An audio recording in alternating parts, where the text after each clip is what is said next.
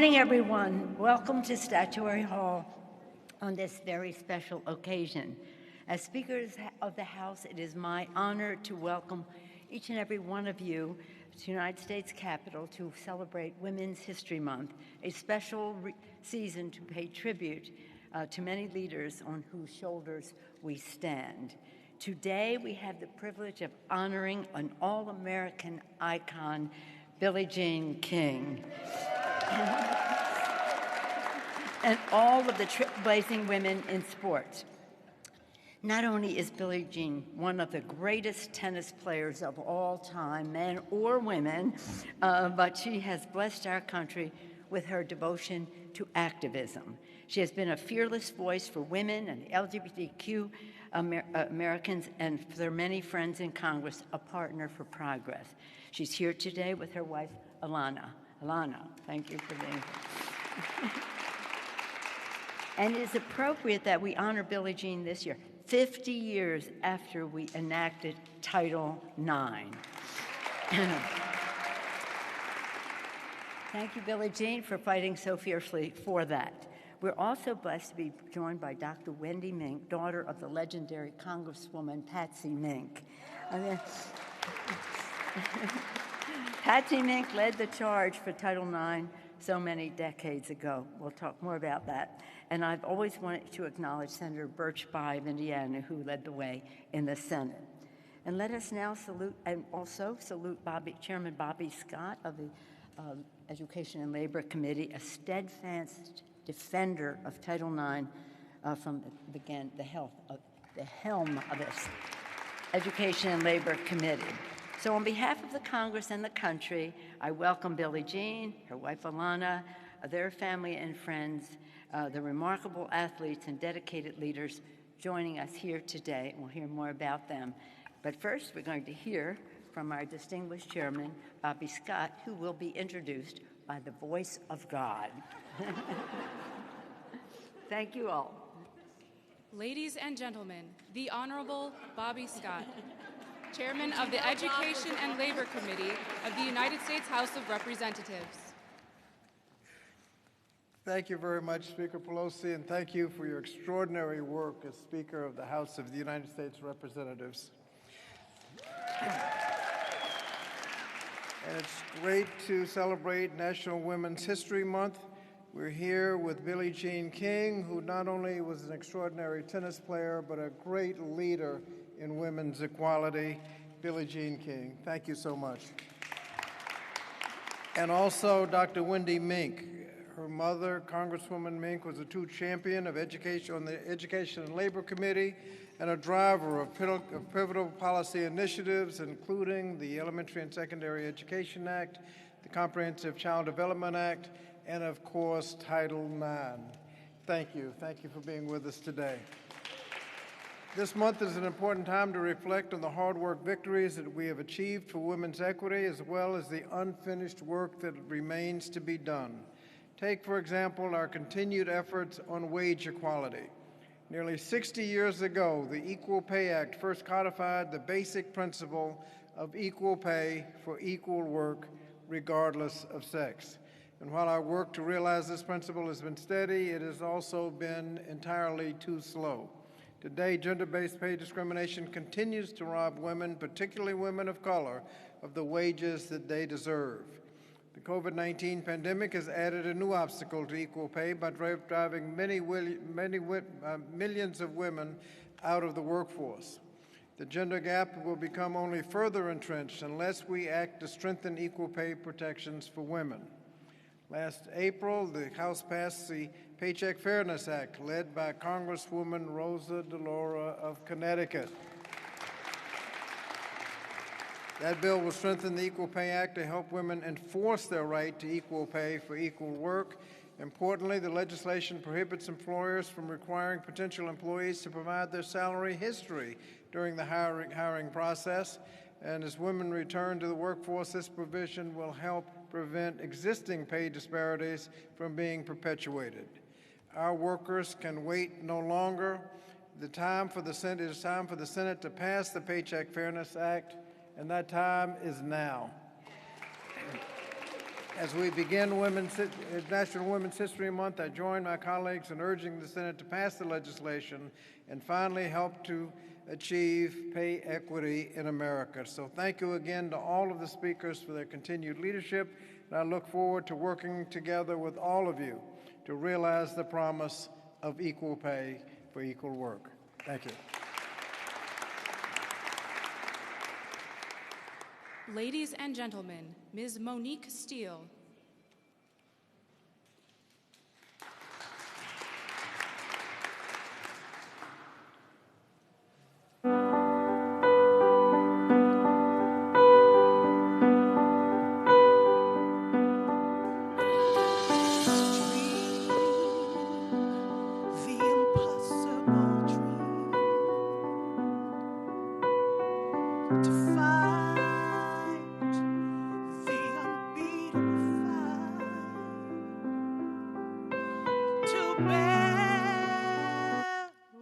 Unbearable sorrow to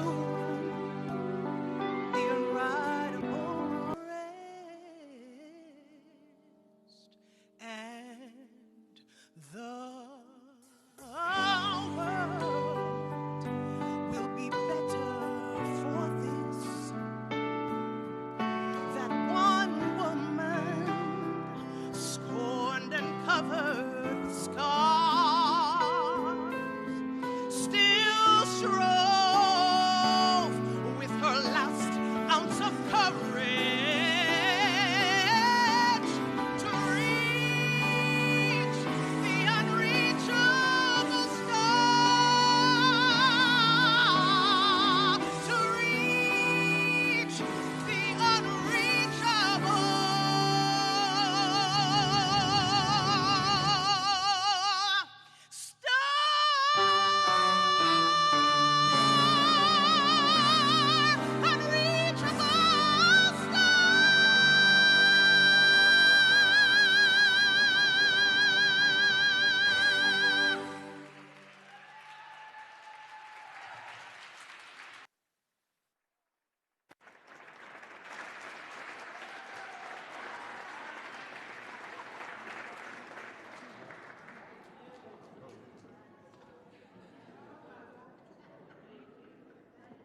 Ladies and gentlemen, Dr. Gwendolyn Mink, daughter of the late Congresswoman Patsy Takemoto Mink.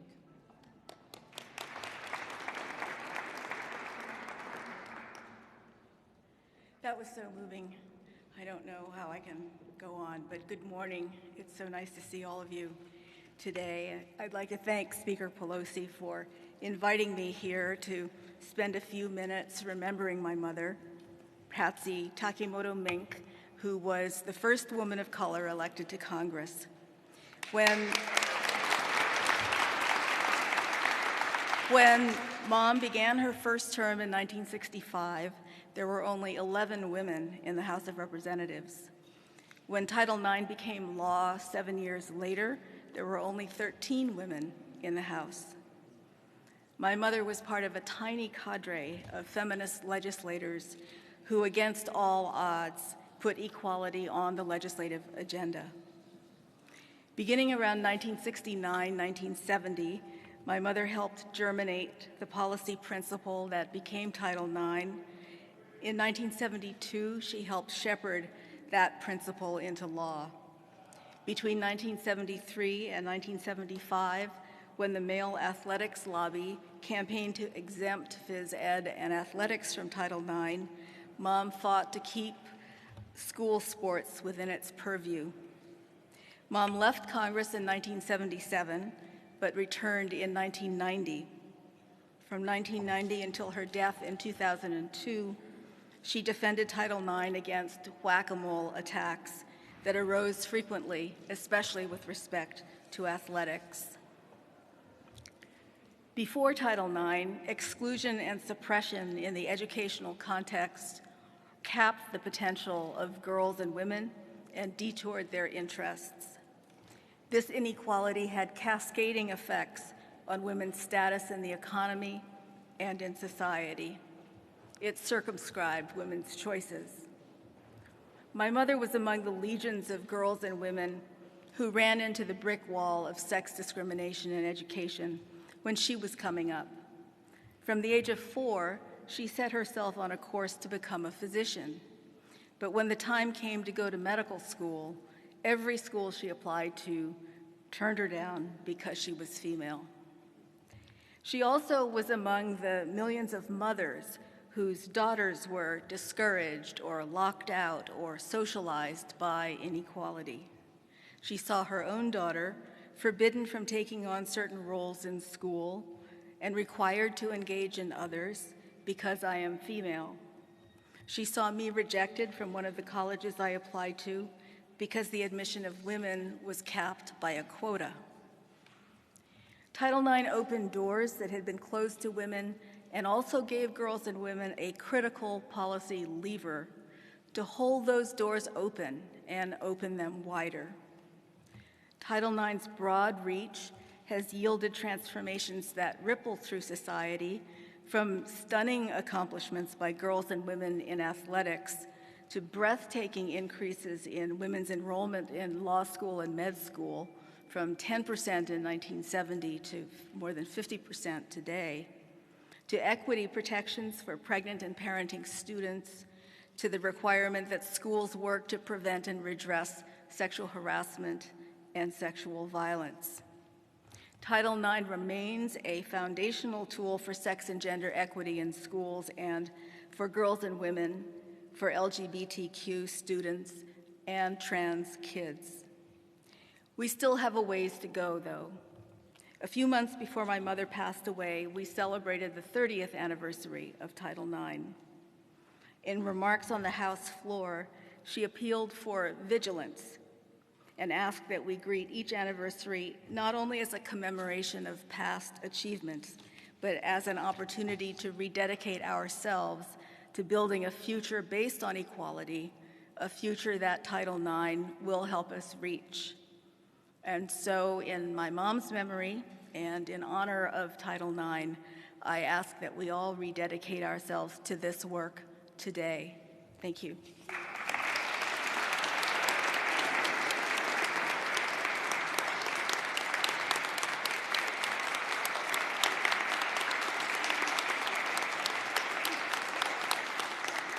Ladies and gentlemen, Ms. Billie Jean King, founder of the Women's Sports Foundation, the Women's Tennis Association, and the Billie Jean King Leadership Initiative. Yeah. Yes. To all of you, to all of you, that's for you. I'm clapping for you, not for me.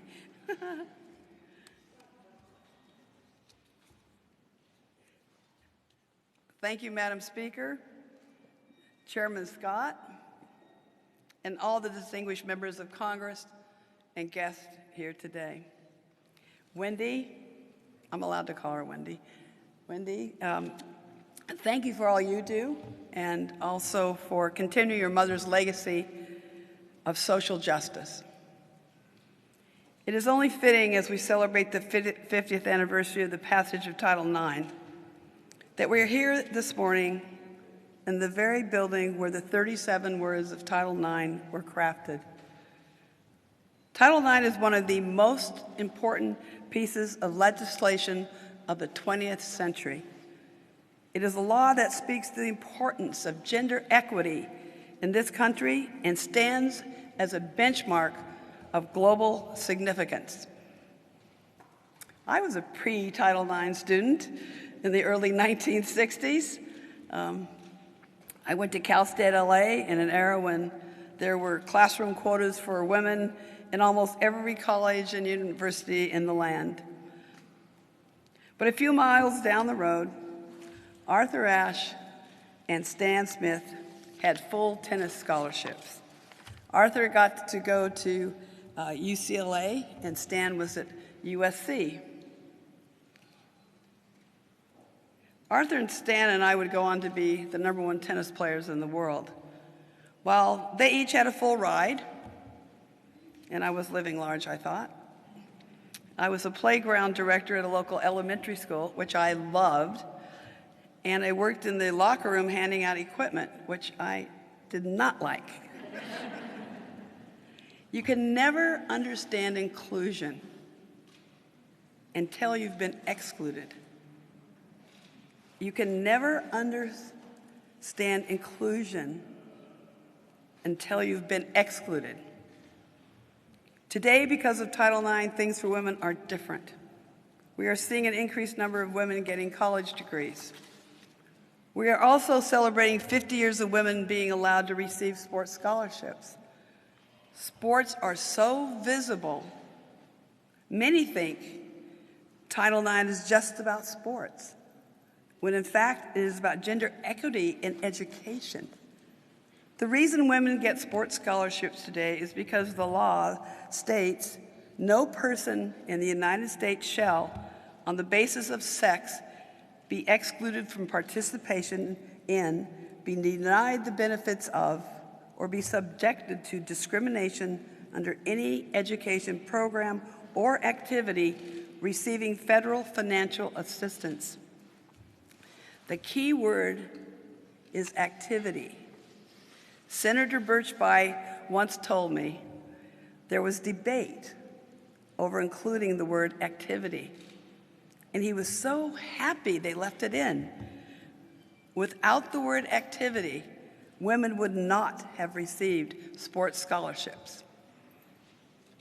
Looking ahead to the next 50 years of Title IX, we must increase compliance with the law and find a workable solution for name, image, and likeness laws.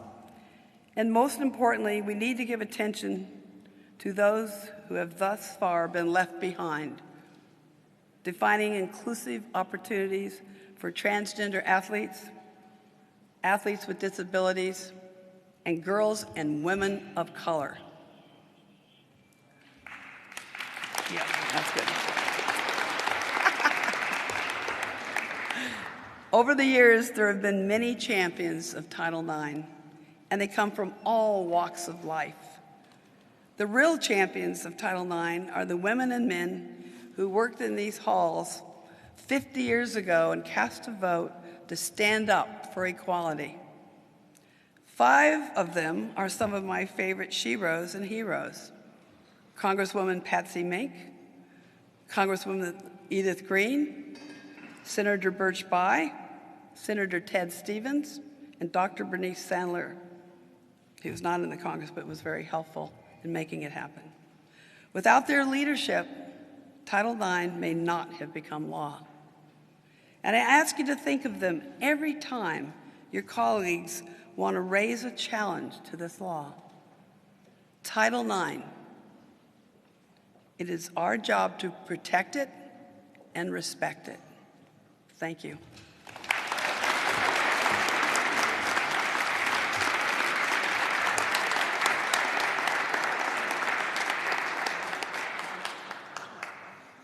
Ladies and gentlemen, the Honorable Nancy Pelosi, Speaker of the United States House of Representatives. Good afternoon. No, it's still morning. Good morning, everyone. Isn't it wonderful to just bask in the glow of Billie Jean King in the capital of the United States? Isn't it wonderful to be so encouraged by the words of Dr. Wendy Mink? I love talking about her mother. And aren't we proud of Bobby Scott, our chairman, who's been a champion on all the issues that have been spoken about and so many more today. Billie Jean, I want you to know that COVID prevents us from having a totally packed place, and our director of protocol has given us the maximum number. But so many of our women members are here, and I wish they would all just stand up because this is an unusually large number of women who are here. And we are joined by our distinguished whip, Jim Clyburn, father of 3 daughters, so he never misses a women's event.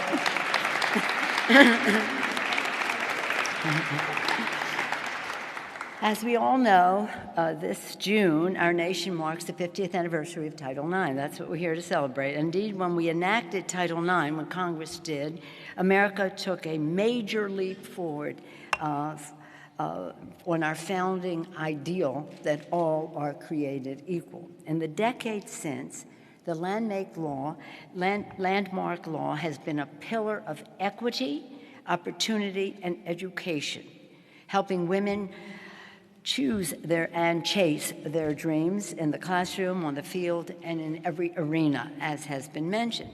For this historic victory, Congress and the country owe a debt of gratitude to Congresswoman Patsy Mink, the godmother of Title IX. I want to talk to you a little bit about her personally because Bobby and I had the honor, and some others, Maxine, others of us here have had the honor of serving with her. Jan Chipkowski, anybody else? You did, Jim Maloney. So, Sheila. So we, to serve with her was to, we learned from her every day, let's say. But she was rising from a sugar plantation town on Maui. Her parents were very well educated, but in the times, all they could do was pick sugar cane, and she was there with them. Congressman overcame much discrimination to become a progressive champion and the first woman of color, as Wendy mentioned, the first woman of color to ever serve in the Congress of the United States. She had a truly fierce nature, but you would never know it because she always had a smile. In enacting Title IX, crafting the legislation, fighting to get it to the floor, and through her sheer force of will, engineering its final passage. Now, let me just tell you about that. This is the story that when I came in '87 and served with her when she came back in '90. 50 years ago, around now, or a little bit earlier, Billie Jean, she had been fighting for this, fighting for it. But as was mentioned, there were very few women in Congress at the time. She won the ability to have the Speaker agree to bring the bill to the floor. But coming up the next day, that night before, Wendy was in an automobile accident. And what does she do? She's a mom. She has to go, of course, to her daughter. The bill could not be brought up. So she had to fight the fight again to get the guys to bring the bill to the floor. And let me just say, this sounds very victorious now. It wasn't easy. Well, it was going to take away from this, and it was going to take away from that. And so she had a real fight. Understand that. But she not only passed it, she defended it too, leading the charge against the effort to exempt athletics from Title IX. They wanted to exempt athletics. Can you imagine? She triumphed, even having to leave Washington, as I say, to tend to Wendy, who had been in a severe car accident. We're thrilled that soon Patsy's portrait will be hung here in the Capitol so that she can be celebrated for all who walk through these halls. It's about time. It's long overdue. It's so exciting for us that Billie Jean King is here. And Bobby Scott said to me, as Billie was approaching, it's wonderful that Billie was the best tennis player in the world, but she's one of the best people in the world. She should be celebrated for everything else that she has done. And again, we celebrate Billie Jean and all women athletes who fought for Title IX and broke down the door for future generations. Indeed, Billie Jean was a game changer in many respects. All are in awe of her pioneering career, rising from public tennis courts, as she mentioned, in Long Beach, to become the top-ranked player in the world. Her iconic victory in the Battle of the Sexes brought visibility and respect not only to women's tennis, but to all women's sports. She was also an outspoken advocate. She was and is. She founded the Women's Tennis Association to build a better future for the sport. She has offered courageous voice for the LGBTQ community, and she was a champion of Title IX, testifying before Congress and rallying the nation. Continues to do that.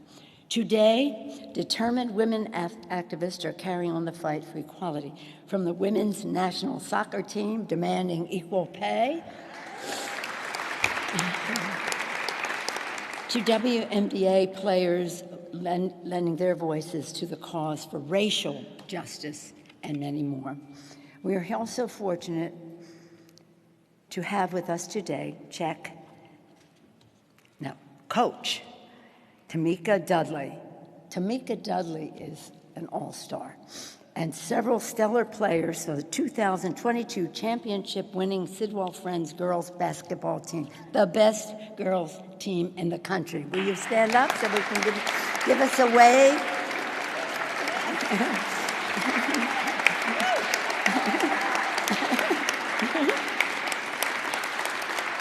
Coach, give us a special wave, Coach. There's the coach. Thank you. Coach Tamika Dudley, highly acclaimed. How inspiring it is to be joined today by the next generation of women leaders. Let us congratulate your program for making history, the first time a coach and a player from the same team both won the prestigious Naismith Awards in the same year. As we gather here today, our thoughts are, of course, with the people of the Ukraine. We must be prayerful and we must be helpful, and we will have legislation on the floor today to do just that. We especially salute the brave Ukrainian women fighting to defend their democracy and protect their families. At the same time, let us pray for the WNBA star Brittany Griner. Right there, there's her picture. She in the orange shirt. She's visiting us with my colleague, Congressman Stanton of Arizona. She was playing for the Phoenix team. When she visited the Capitol recently, she is now in prison, being detained by the Russians. We want her to know that we are thinking of her and praying for her, and we want the Russians to know that too. Congress and the country are sending our prayers to her, her wife, and her family. With this reception, we celebrate all the women athletes who have blazed trails for our daughters and granddaughters. So let us, and many of them are listening live stream because of the limitations COVID presents to us. So let us summon the indomitable spirit of our guest of honor, who, as the title of her book affirms, has for decades been all in for women, for equality, for justice. And let us renew our pledge to carry on the fight for full equality for every American, because we know, in terms of women, when women succeed, America succeeds. Thank you again, everyone, for being here today. Please enjoy the reception, and now let's be all in. Thank you all very much. Thank you, Billie Jean King, for honoring